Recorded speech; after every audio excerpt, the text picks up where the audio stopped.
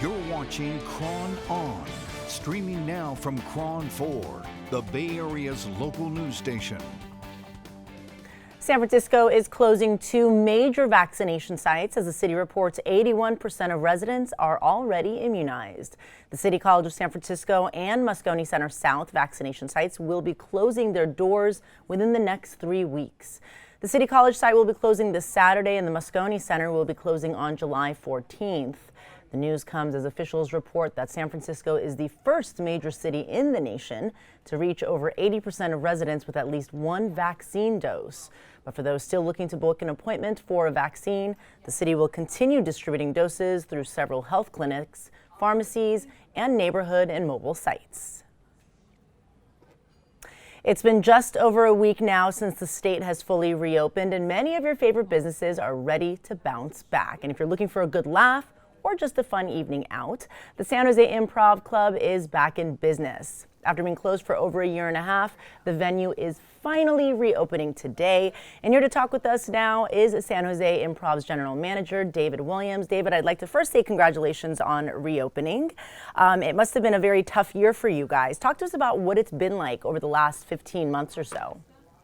Well, welcome to the world famous San Jose Improv. Yes, the last 15 months has felt more like 25 months. It's been long, arduous, no comedy, no entertainment. It's been rough, to be honest with you. And with something like comedy, I mean, over the last 15 months or so, we saw things reopen and kind of get, closed back up again. We saw modifications to events that draw crowds, like basketball games with digital fans. We saw drive-in movies, drive-in shows. How important is it for performers like comedians to have the energy of a live crowd present?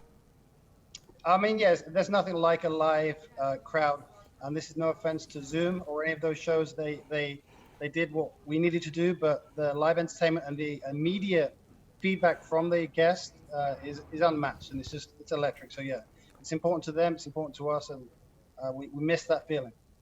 Yeah, and I mean, I've been to comedy shows myself where the comedian is on stage and they interact with the people in the audience. They may choose one person in the audience and almost center their act on that person. So to have that kind of stripped of them is basically to have the entire element of comedy stripped from the show.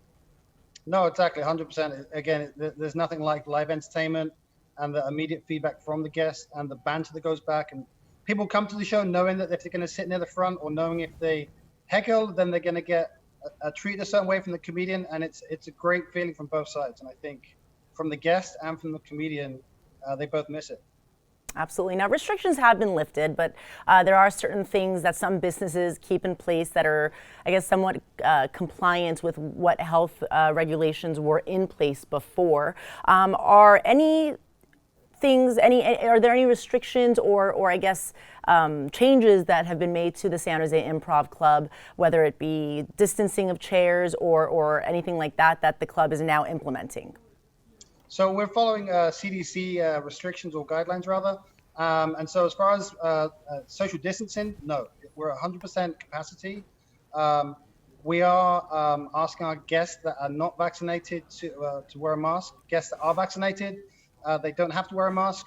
Our employees, myself included, we will be wearing masks, but that's really the only restriction that we're going to keep in place until we're advised otherwise.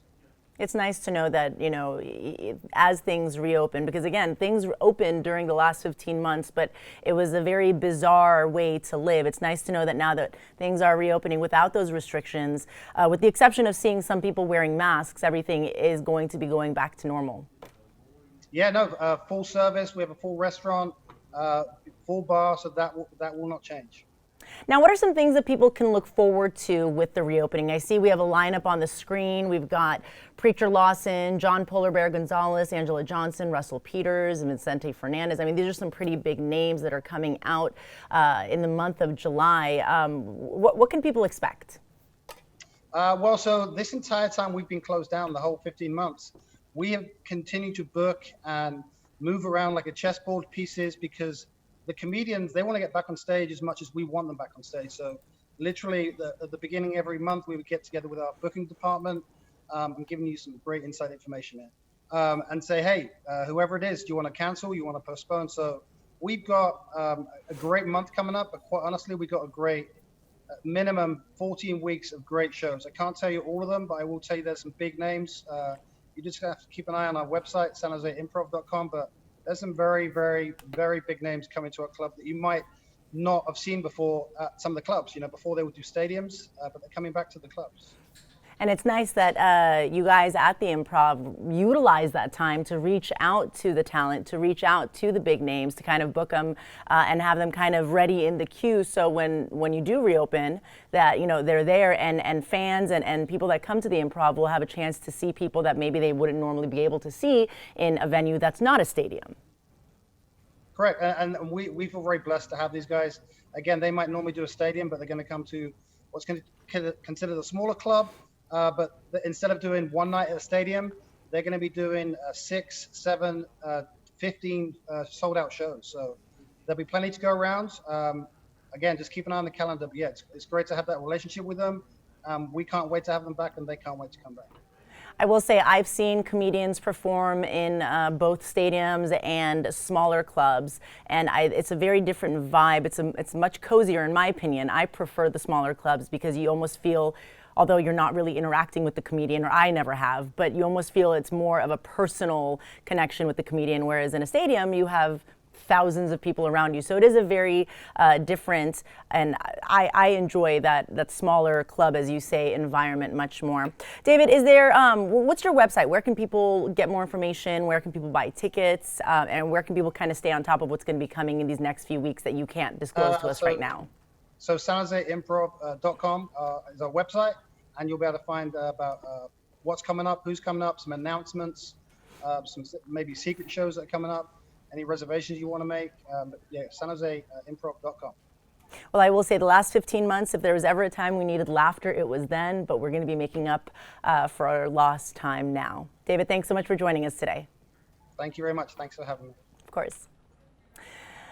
In other news, today is the last day to file final arguments in the Scott Peterson case. This will be the last bundle of legal filings Superior County Judge Ann Christine Masula will be reviewing before deciding whether to grant or deny Peterson a new trial. And the judge's decision can come as early as August. In 2004, Peterson was convicted of killing his pregnant wife, Lacey Peterson, and their unborn son, Connor. He still maintains his innocence. You're watching KRONON. We'll have more news for you after the break.